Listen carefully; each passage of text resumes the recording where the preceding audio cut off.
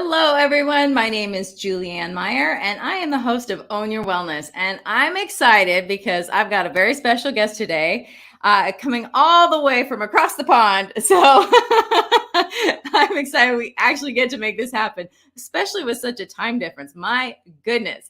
Anyway, without further ado, let me introduce our guest, Max SCHMID. Hello, sir. How are you today?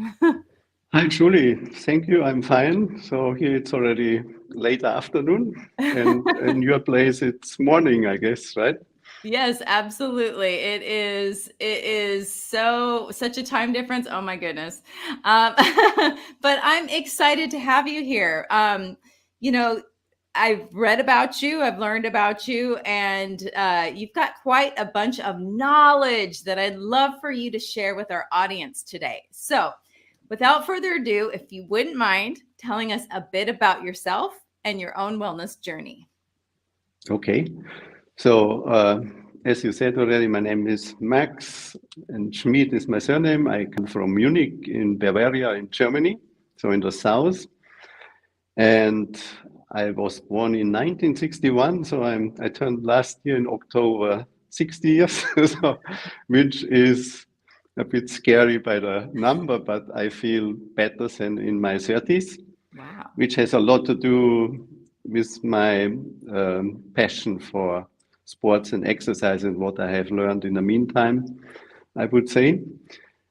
So in my first years on this earth, I was not really interested in sports. It came just when the time was before the Olympic Games in my hometown in Munich in 1972. So the year before, there were more and more reports about the games. And so somehow I got also interested. And when we had in the primary school, the PE classes, suddenly I was trying harder and I could win some competitions in the sprint and long jump. So I had fun in sports until high school. I had 2, 3 years where I was a bit lazy, also lost interest in sports for a while. But when it was about a decision getting to the high school examination and be able to study later or going the way south, so I thought about my goal. I came to the idea it's about me, not about teachers or parents. And I thought about what do I like, and my success in sports before gave me the idea to become a teacher for sports or PE. And so I needed to study to have the high school examination to go to university. And I engaged also in some sports clubs, first in apparatus gymnastics from the Technical University in Munich. And so I learned serious training there for the first time.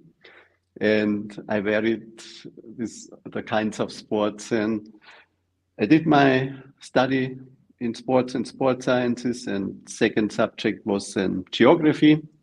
Studied in Munich and Berlin, the former West Berlin. Graduated. I also had the chance, as I was still in Berlin when the Berlin Wall was opened, and I took the opportunity from the East Berlin Humboldt University to take some seminars as a guest student. It was also very interesting to see the East German system about study of sports science. And then I did the second phase we have in Germany, where you do a preparation service, teaching, and you get also additional seminars, and then you have tests about the theoretical subjects and about teaching. I did it in Baden-Württemberg, that's the neighbor state of Bavaria, also in the south, bordering Bavaria, and I completed also the second examination. But it was the time when almost no teachers, no young teachers got employed later because education was not the field they wanted to invest too much money. So I had to look for another job, and I found a job at a rehab clinic at the Lake Tegernsee, about 50 kilometers from Munich. Some say the nicest area in Germany. So I learned a bit about this field. I worked myself in. But yeah, it was after a short time, a few weeks, the program got repeated and repeated what you could do there. And so I was then in a project cooperation school sports and sports clubs. And then after this, I opened my first business, but I have to admit I had no idea about business. So the location was already wrong, and my pricing was not was too defensive. So there was no chance to get successful. And then I had the idea maybe I get some experience abroad, and I saw an advert from a high school in Thailand in the near of Bangkok. So I looked for a German.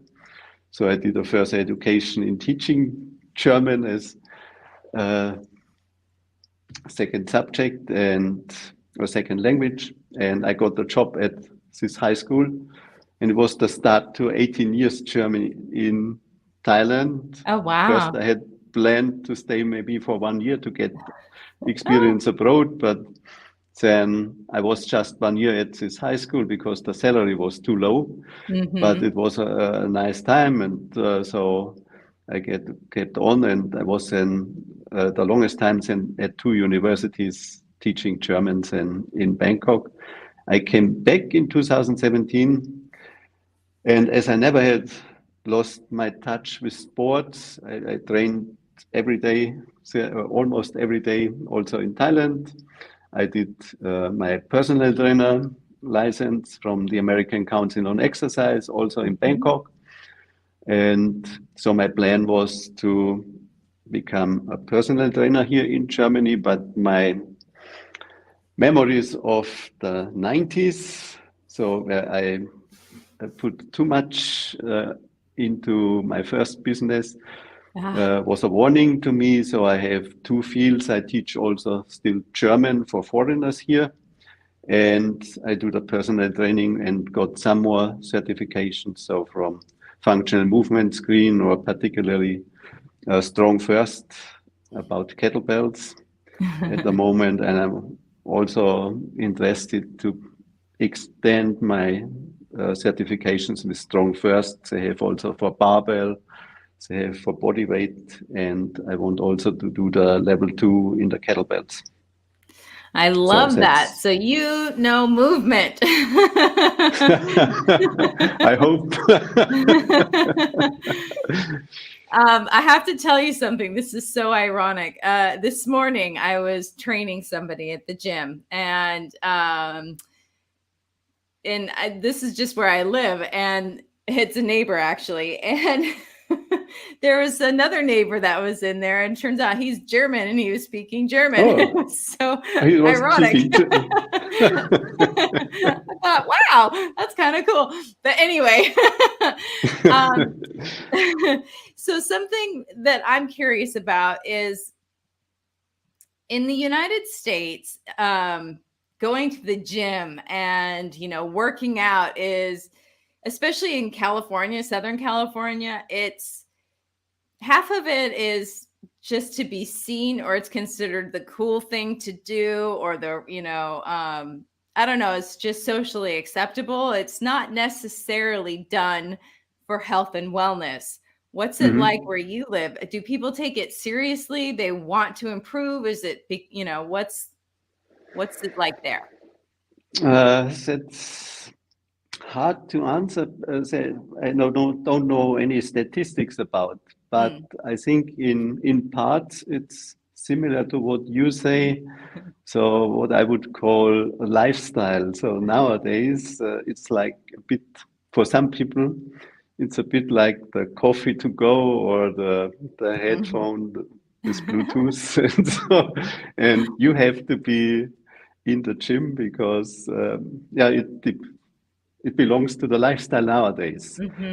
But I would say, so some people have good intentions to improve their health, their well-being. So I would guess maybe so 50-50, so the half do it because it is in, nowadays, and the other half might have more detailed plans what they want to achieve. Well, But what you said, when I can say this, uh, when I did my personal trainer education,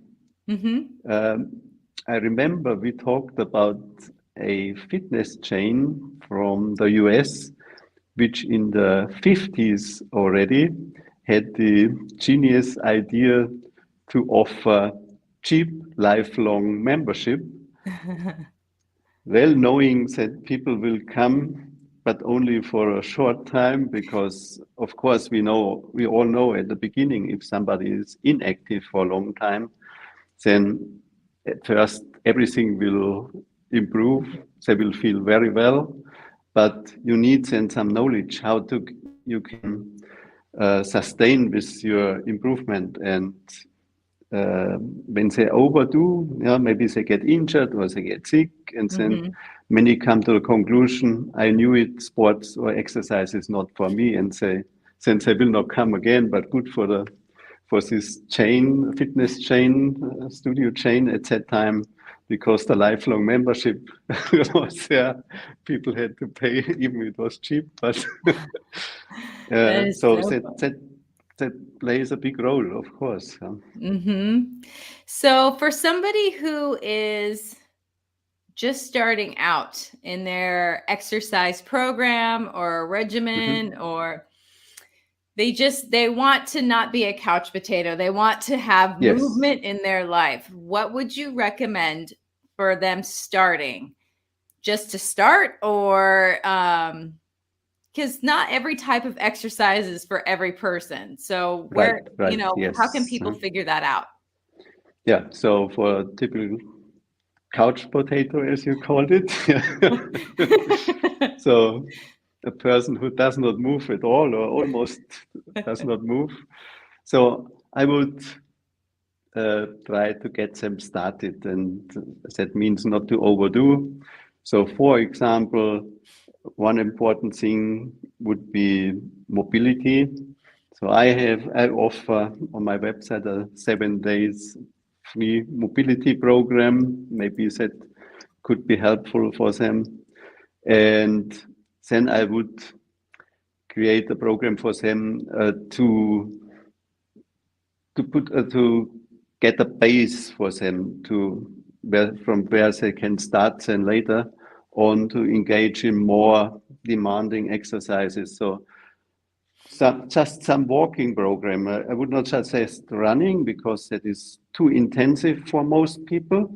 So they get easily in the anaerobic zone, and you can easily get into overtraining. So, but with walking, this risk is actually not there, and I can teach them also about the technique, because when I'm on the street, I observe people, and you see sometimes people, the posture when they are walking, it shows me it's not the best way by the alignment of the body. So there's the question: is it more harmful or is it beneficial for them that they are walking, or people running?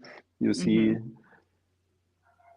So I would say for a real couch potato, I would start very easy with very easy exercise, just to make everything working again after the long time it was inactive.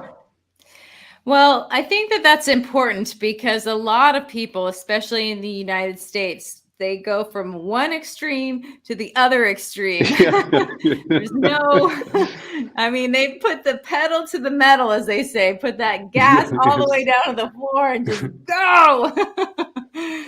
I would not suggest, no. Yeah, exactly. So I guess my next question would be, you mentioned overtraining.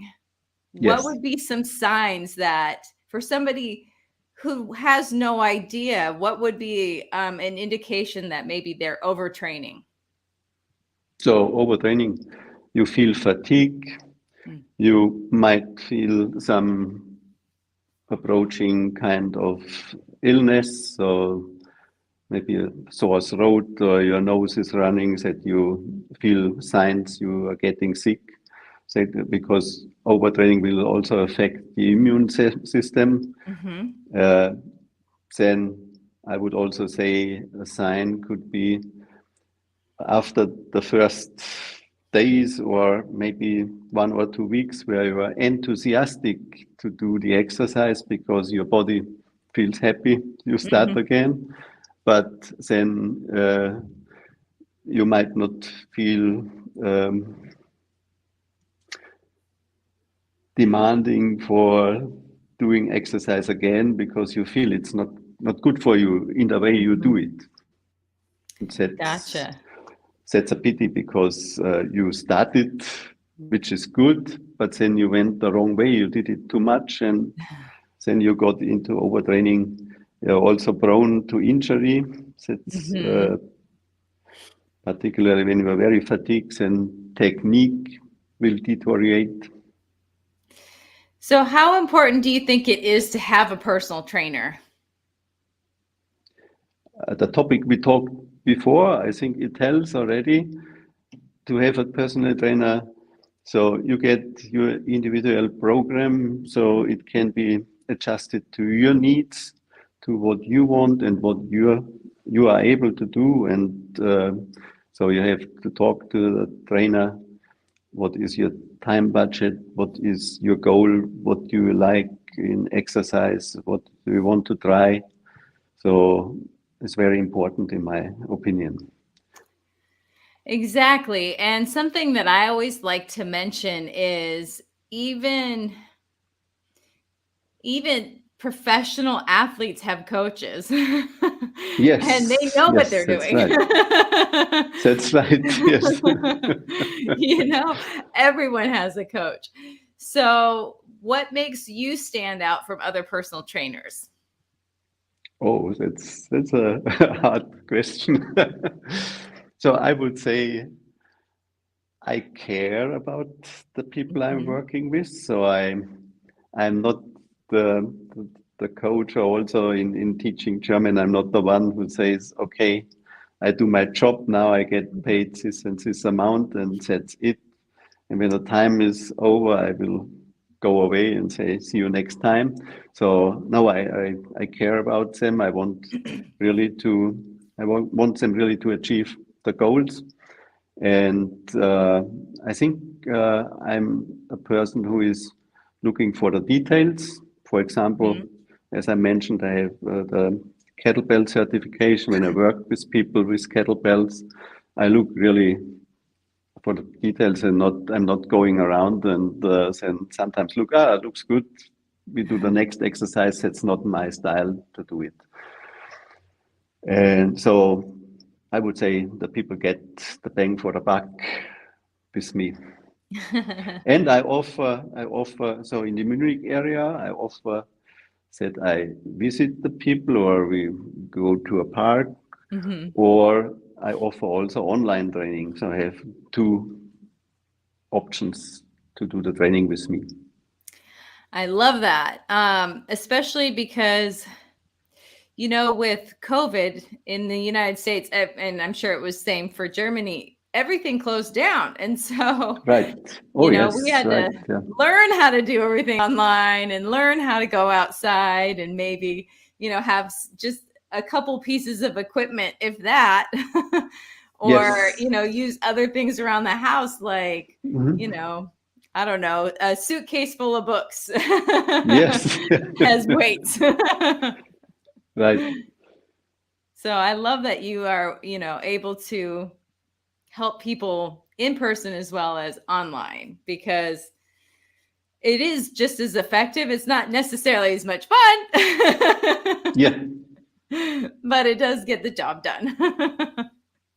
And I can say, yeah, as I told my story before, so when I had the idea to become a teacher for sports, from that time on, I wanted to learn everything what about sports training, and engaged in many sports clubs in different kinds of sports. I read about training science, and that's now in the meantime almost 43 years ago when I started. So what I have learned in the last years, particularly with Strong First, so from Pavel Tsatsouline, Fabio Sonin, those master instructors, then it's like sports study 2.0. I can say there's a lot of knowledge I got from the former Soviet Union, particularly about the strength training systems they had, where some records persist since more than 40 years. 40 years. And but I'm thankful that I learned also before the Western methodology, particularly when you think about periodization. So in the West was always the linear approach. Yep. Yes, it works just for a short time. Sooner or less you come into plateau. It does not go forward, no improvement. And in the Soviet Union, they had a different way to do the research. So the government, because it was a Cold War time, so they could not keep up with the West in terms of economy, lifestyle, personal freedom. So they wanted to show their system is better on the stage of sports, and so it was very important for them to be on number one in Olympic Games or World Championships.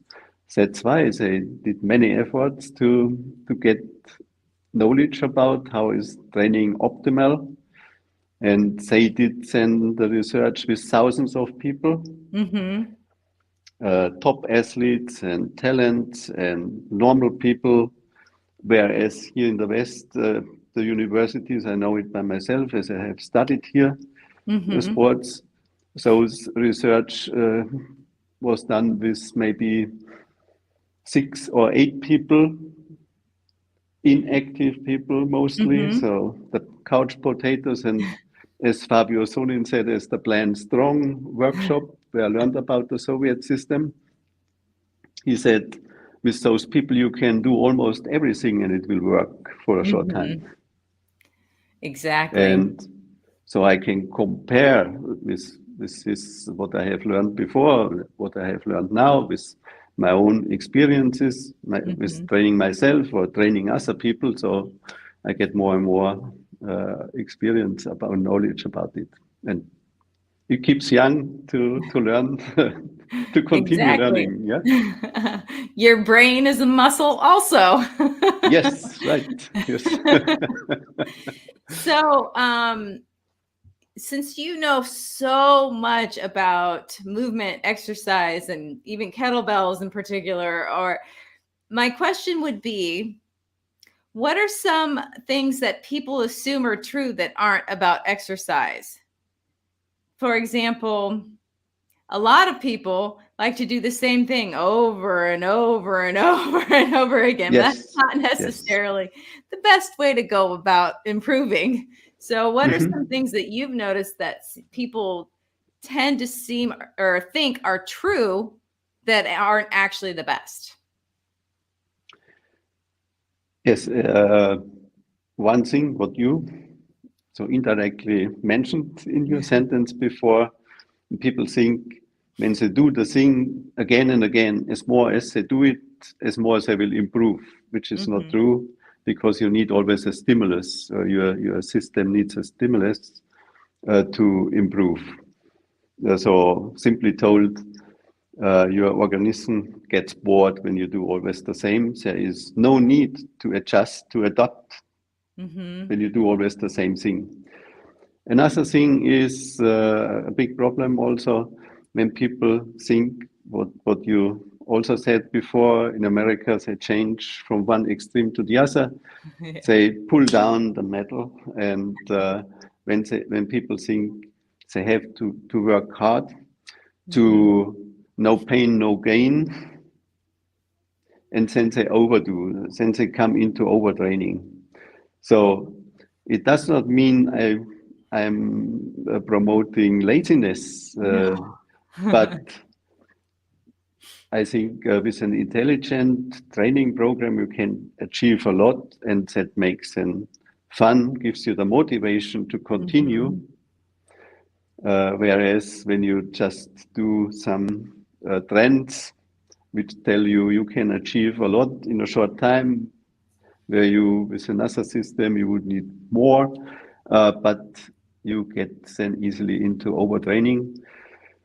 So I remember I read once the university in Vienna, the Mhm. sports medical department there, they went to a park in the Austrian capital, and Mhm. they asked people running or cycling if they wanted to take part in a study about the physiological effects of training for free.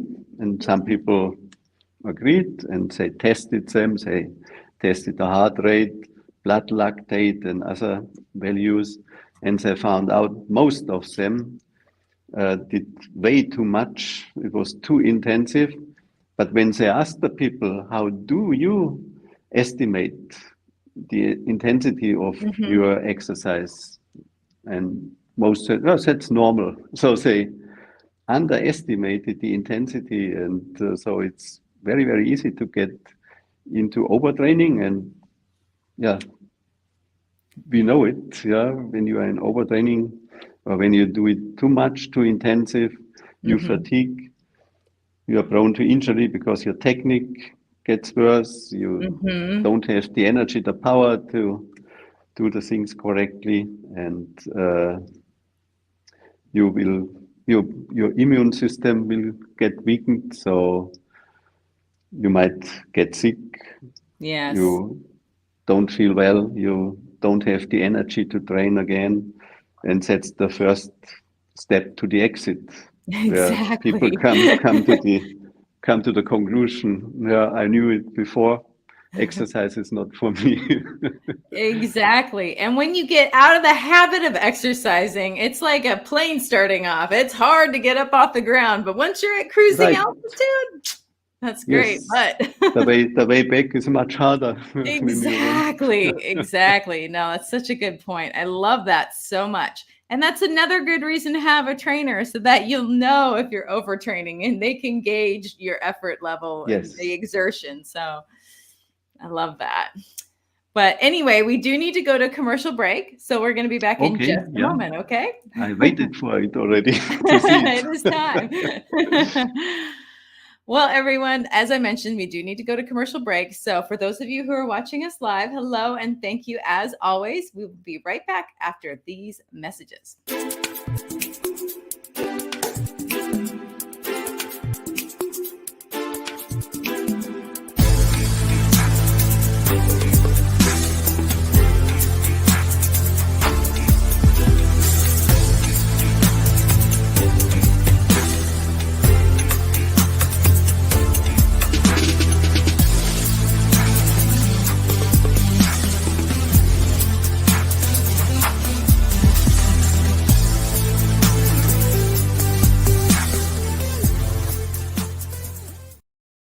Are you someone who is struggling to move forward because you suffered a loss? Maybe you're even finding it difficult to complete the most basic tasks. Are you looking for a way to start enjoying life again without feeling guilty or the resistance to do so? Spiritual life coach Sarah Stockham saw a need for people who haven't learned how to grieve without putting their entire lives on pause. And so she created a program that solves this issue called Choosing Life Right Now. This program is simple and you can do it on your own. If you are ready to learn how to feel your grief while still being able to smile, to honor the sacredness of what took place as a loss, and yet still continue to live with joy, and if you'd like to take care of your whole being with grace and love, then I'd like to invite you to experience her new program called Choosing Life Right Now. Sarah is currently offering her program for the promotional price of $77, but it won't stay at this price for long. To learn more, check out her website. The address is on the screen.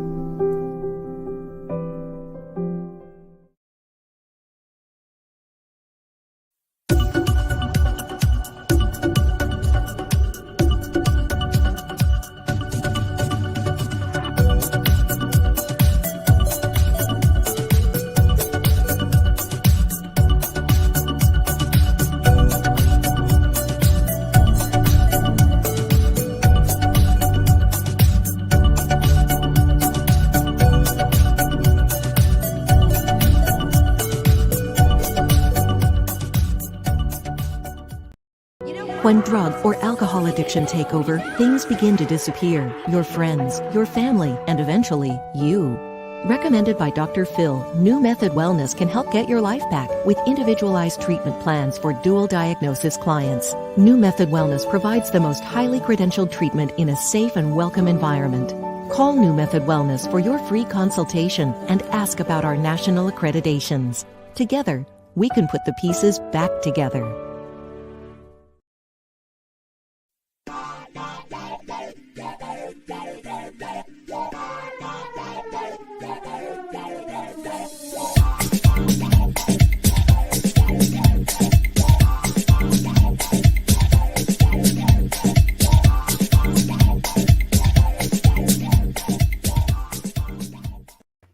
Welcome back, everyone. If you're just joining us now, my name is Julianne Meyer, and I am the host of Own Your Wellness. And today's special guest is Max SCHMID. Let's bring him back.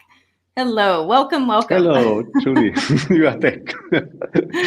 So we talked a little bit about working with you. So people can find you through your website, maxmodernwell.com. And also on Facebook, Max Modern Well.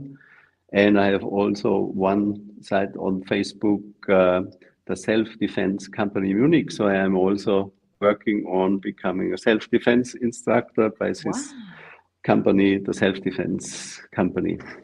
I love that. So what do you have any tips, or do you share anything else on your website or even on Facebook? Yes, but I must admit the last time I was not so busy on updating the website, but I will do it in the next weeks to give new information. Well, for anybody that's coming new, it'll all be new anyway. So yes, thank you. So that's all right. And you mentioned that people can work with you, I'm guessing through Zoom? Yeah, I prefer Skype. Skype, okay.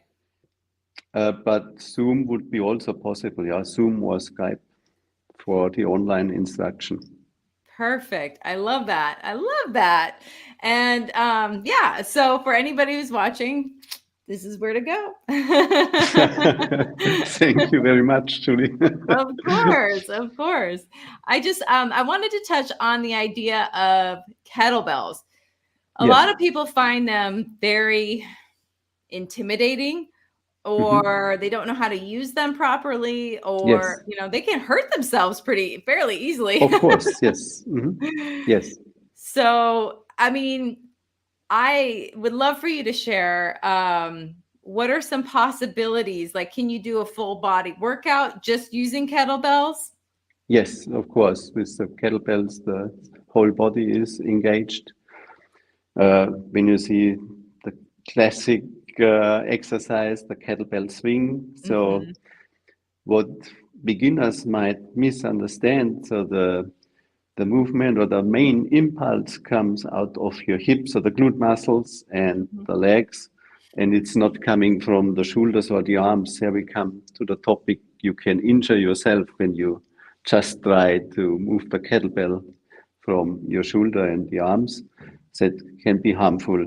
Then you have to align your body correctly, but therefore you have a trainer, a qualified trainer who can correct you in the right way, and the whole body is working in this exercise. No, I think that so you have your training hall or your studio, you have in one tool you can take with you. Exactly. I personally love kettlebells, but I used to find them extremely intimidating before I knew how to use them. So, but like you said, it looks like that.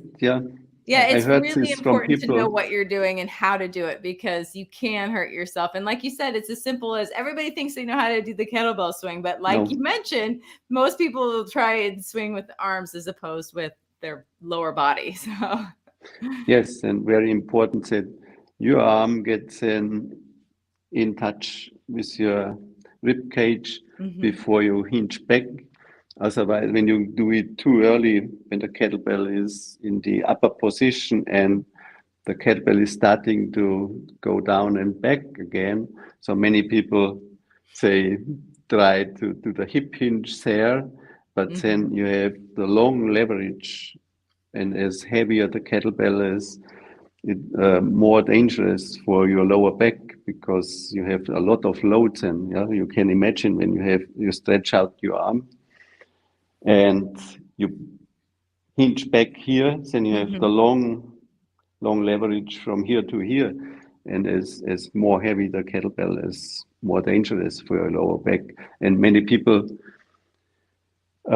cannot control the alignment of their spine since they round the lower back, so it makes it even more dangerous. So that is all very, very important to learn, and then you can do it safely and effectively. I like that. So I would love for you to explain what the difference is between just basic movement and exercise. So I'm referring to what's the difference between, going on a stroll and maybe, doing a kettlebell workout. I mean, obviously one's more strenuous, but there's got to be some physiological difference as well. Yes, so what I suggested before for a couch potato, as you said, to just get active again using walking, which is a basic movement we have.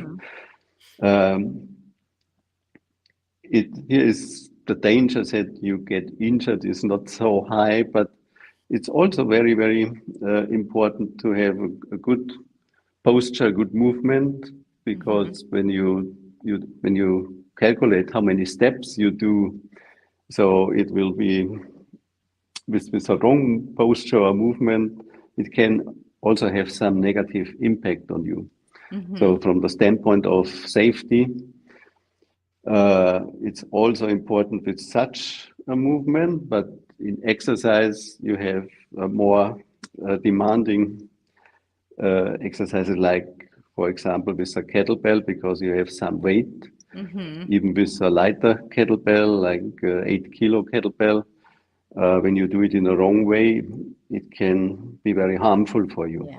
So it's even more important that you do it in the right way.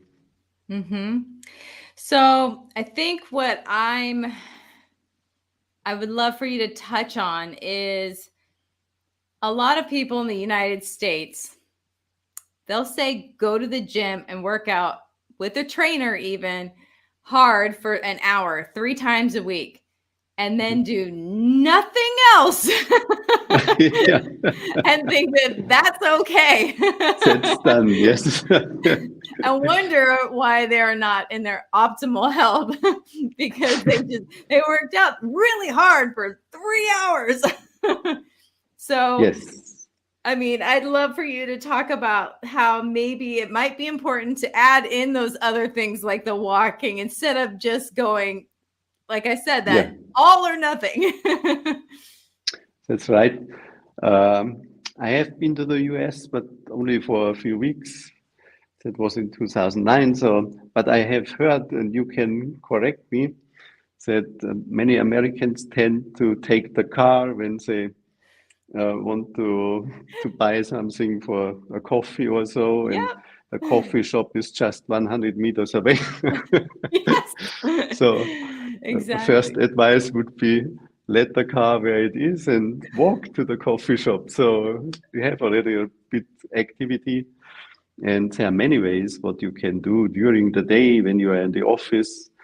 When I remember right, from the American Council on Exercise at the Asia Fitness Conference, a high-level member, he said he holds many times speeches, and he is doing it standing, and he also implemented standing in his office work. And so he says he could reduce the weight by 2 kilos in a year just by standing more and not sitting so long, because when we calculate how long we are sitting, our jobs, office jobs, they require sitting mostly, but you have the chance. Get up when the telephone rings, you can make your phone call standing, for example, and not sitting all day long. Mark Verstegen also, he mentioned our whole system will be shut down, or like a swimming pool, the water, when there is no wind, you see no movement. Stagnant, And yes. so our body is like that. And you can find creative ways during the day where you can move and not just doing your work, your office work, and being physically inactive. You know, I think that that's so important, especially here in the US. Most people tend to get really focused on whatever it is that they're doing. So if they're at work, they don't move from that one spot because they're so focused on being on the computer, or, you know, they just sit there. But my philosophy has always been, if you have a pet, no matter what you're doing, you're going to take your pet out to go to the bathroom if it, you know. Yes. Yeah, that's... So why are you treating your dog better than you're treating yourself? Yeah, it's a good idea to get a dog, particularly because the dog needs you. Exactly. To go for a walk. You're forced to go out. But I like the idea. What I want, because we talk about this topic, in the personal trainer education, we talked also about the energy consumption. Many people overestimate the energy consumption in exercise. For example, if somebody is running for an hour, depending on the weight, so it's just maybe 400, 450 kilocalories you use. And so when we use the term jogging, so it means in moderate pace, then after the end of the physical activity of running, your metabolism will go down to the rest status quickly. So you don't burn extra calories afterwards, so just the 400 or 450 calories. And we also calculated then, I think it was a very famous chain from the US that also has many branches in Thailand. And even here in Munich, they have one, I heard. And they offered a super donut. And we calculated the calories of the super donut, and it was 550. So you do just the math, and it's simple. You do 1 hour jogging, and then you say, oh, today I was good. I did exercise. I was running an hour. So I can eat whatever I want. Yes. So I take the super donut, and then you see the energy balance is then negative because you used maybe 450 calories, but afterwards you took in the 550. And the donut also consists of a lot of sugar and the bad stuff. So we don't have. And the sugar is inflammatory, and it also, it's not good for you. But that's the thing is, and I love the saying that you can't out exercise a bad diet. Yes, that's right. It is important what you eat. It is extremely important to not, when I was doing boot camps, like exercise boot camps, on Sunday mornings or Saturday mornings, people would say, oh, now we're going to go out to brunch and have all these cocktails. And I was just no.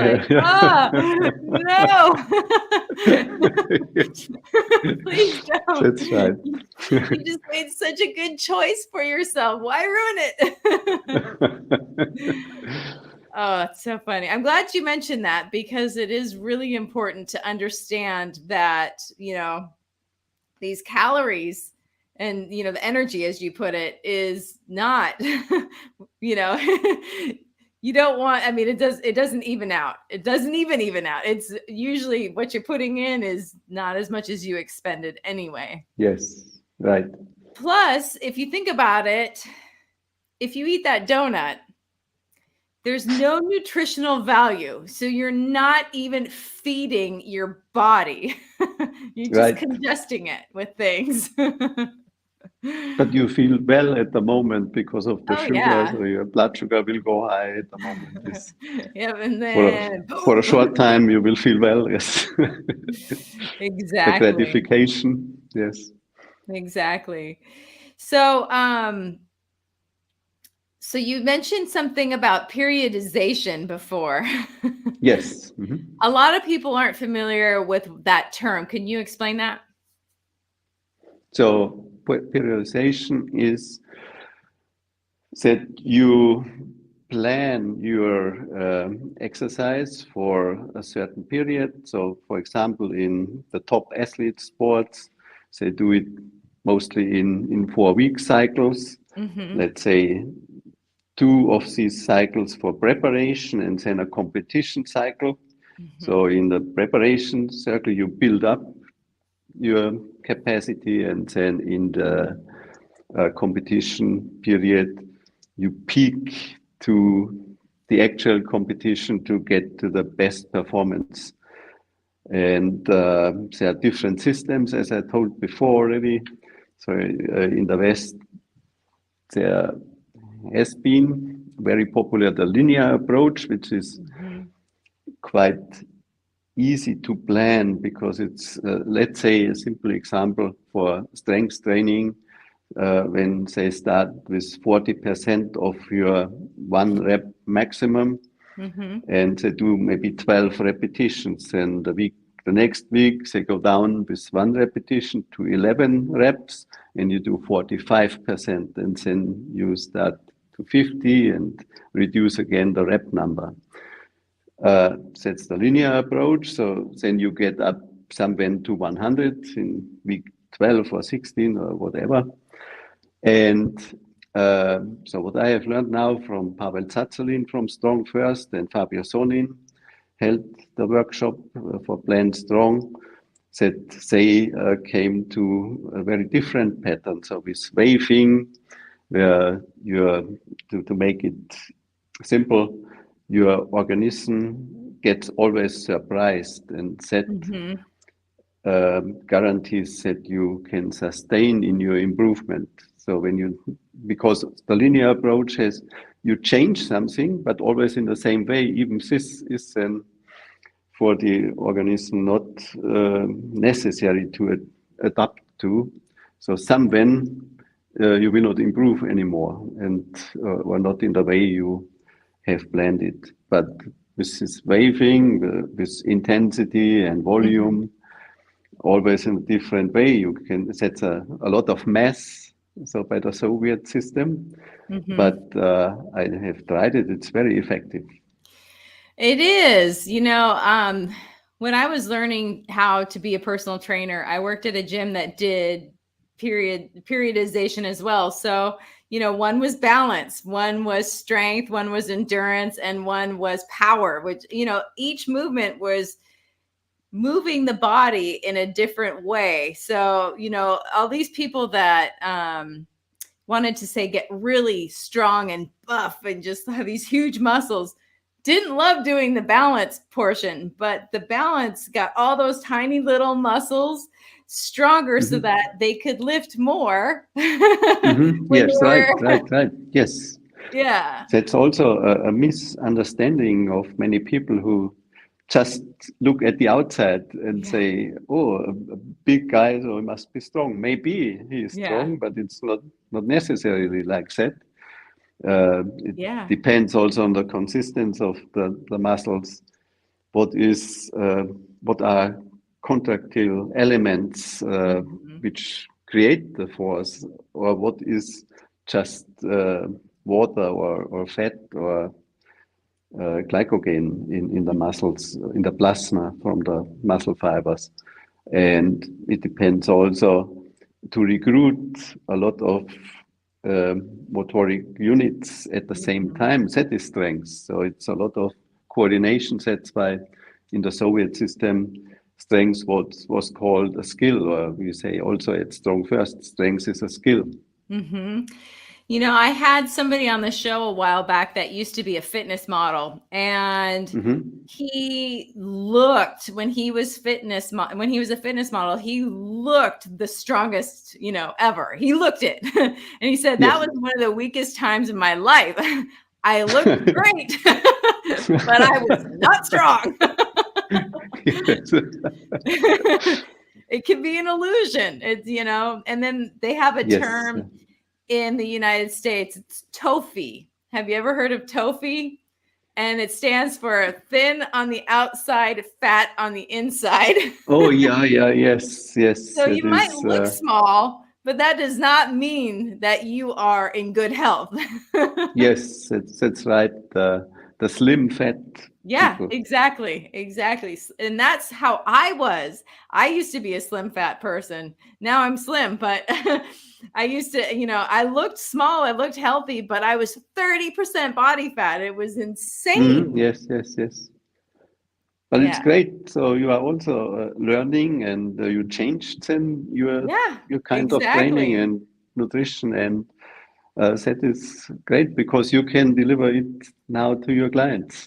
Exactly. But I do want to mention again, because we're nearing the end of the show, that for people that they can reach out to you either through your website or through Facebook, correct? Yes. Perfect.